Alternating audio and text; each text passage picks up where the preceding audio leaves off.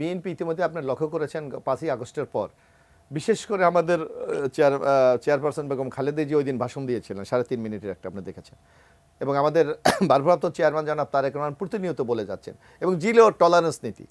উনি গত পরশুদিন সরাসরি তা বলেছে, যদি আপনারা কোথাও দেখেন বিএনপির বা অঙ্গ সংগঠনের কোনো নেতাকর্মীর কোনো অপরাধে জড়িত আমরা ধরে পুলিশে দিয়ে দেন, এই পর্যন্ত কিন্তু তিনি বলেছেন।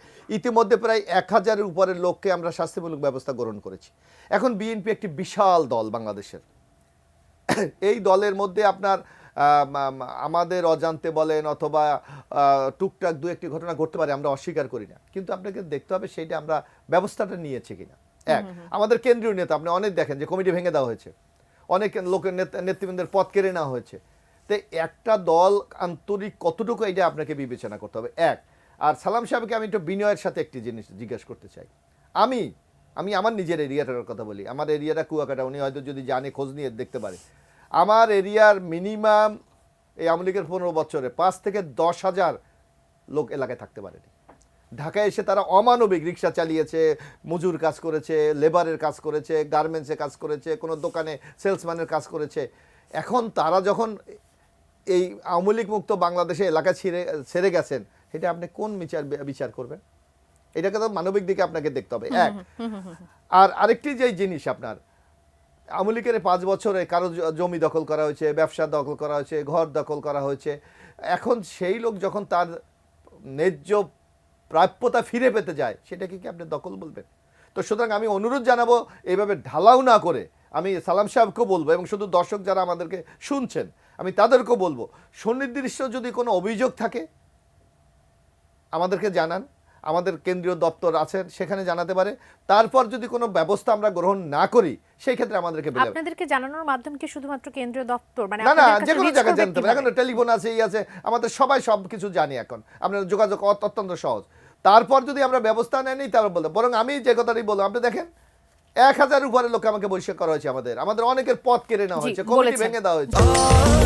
স্বাস্থ্যকর অল টাইম ফ্যামিলি কেক, সব সময় all time healthy life. Bharat তো কত কথাই বলে, ভারতের সরকার বলে, রাজনীতিবিদরা বলে, ভারতের গণমাধ্যম বলে, তার বেশিরভাগই উদ্ভট এবং অপ্রয়োজনীয়। সেগুলোর জবাব যদি আপনি প্রতিদিন দিতে চান, তাহলে দিন দুনিয়ার কোনো কাজ করতে পারবেন আপনি আর।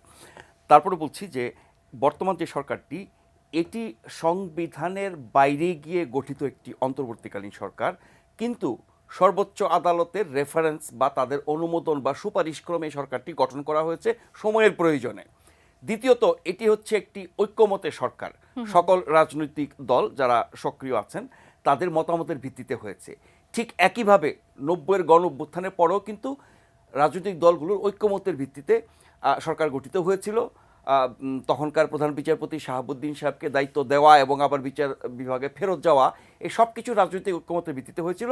এরপরে যে সংসদটি নির্বাচিত হয়েছে 91 সালে, সেই সংসদে সব কিছুর অনুমোদন দেওয়া হয়েছে, সেটা বৈধতার মধ্যে চলে এসেছে। এবারও ঐক্যমতের ভিত্তিতে হয়েছে। আগামী যে সংসদ আসবে সেই সংসদে সব কিছুর অনুমোদন দেওয়া হবে বলে আমরা আশা করি, এবং এই জায়গায় রাজনৈতিক দলগুলোর একটা ঐক্য থাকবে। মাঝখানে যেটি 2007-8 সালে, সেটি কিন্তু কোনো জাতীয় ঐক্যমতের ভিত্তিতে, রাজনৈতিক ঐক্যমতের ভিত্তিতে ছিল না। সেটি বলা যেতে পারে সেনা সমর্থিত একটি সরকার, গায়ের জোরে 2 বছর ছিল। 3 মাসের তত্ত্বাবধায়ক সরকারের মধ্যে তারা 2 বছর ছিল, কিন্তু তারা যে সংবিধানের বাইরে গিয়ে 2 বছর ক্ষমতায় ছিল এবং বহু কিছু করেছে, সেগুলোকে আবার পরবর্তী সংসদ বা দল এসে অনুমোদন দিয়েছে।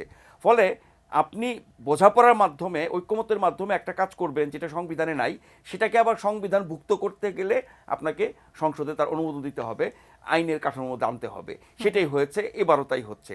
ফলে এখানে ভারতের কথা বৈধ অবৈধতা নিয়ে কোনো প্রশ্ন অবান্তর, সেটা বলার কোনো দরকার হয় না। আমি শুধু যে মুশারফ ভাইয়ের সাথে একটুখানি যুক্ত করব যে দখল পাল্টা দখল যে অভিযোগগুলো আসছে এবং তারা অনেক ব্যবস্থা নিচ্ছে, এটাও ঠিক। এবং যেভাবে সর্বোচ্চ নেতৃত্ব হুঁশিয়ারি দিচ্ছে, প্রতিনিয়ত ব্যবস্থা নিতে বলছে, ব্যবস্থা নিচ্ছে এবং সাবধান করছে, তারপরও বিএনপির মতো এত বড় একটি দল সারা দেশে ছড়িয়ে ছিটিয়ে আছে, তারা অনেক জায়গায় অনেক কিছু করে ফেলবে, সেটা হয়তো কেন্দ্র থেকে জানা বা বোঝা সম্ভব না। আমার মনে হয় ব্যবস্থাগুলো যদি স্থানীয় পর্যায়ে থেকে নেওয়া হয় তাহলে সেটা আরও ভালো হয়। এখন দখল, চাঁদাবাজি, এগুলোর যে অভিযোগগুলো মোশাররফ ভাই বলছিলেন যে হ্যাঁ, আপনার দখলে ছিল, আপনার সম্পদ ছিল, আপনার প্রতিষ্ঠান ছিল, আপনার জমি ছিল, বাড়ি ছিল, সেটা আওয়ামী লীগের আমলে বেদখল হয়ে গেছে, আপনি পুনর্দখল করছেন, এটাকে দখল বলা যাবে না।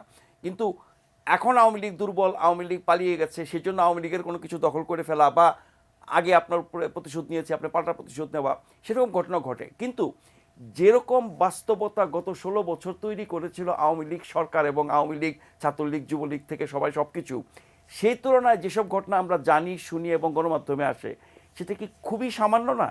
এটাও হওয়া উচিত না, এটাও হওয়া উচিত না। কিন্তু আরেকটা জিনিস বলি, শুরুতে বলছিলাম যে এখন যে একটা নতুন রাজনৈতিক উত্থান আমরা দেখছি, সেখানে বিএনপিকেও নানানভাবে কালিমামুক্ত করার এবং খারাপ বানানোর চেষ্টা একটা আছে। ফলে এই ধরনের ঘটনা ঘটানো বা প্রচার করার ক্ষেত্রে সেই রাজনীতির কোনো ভূমিকা আছে কিনা সেটাও ভাবতে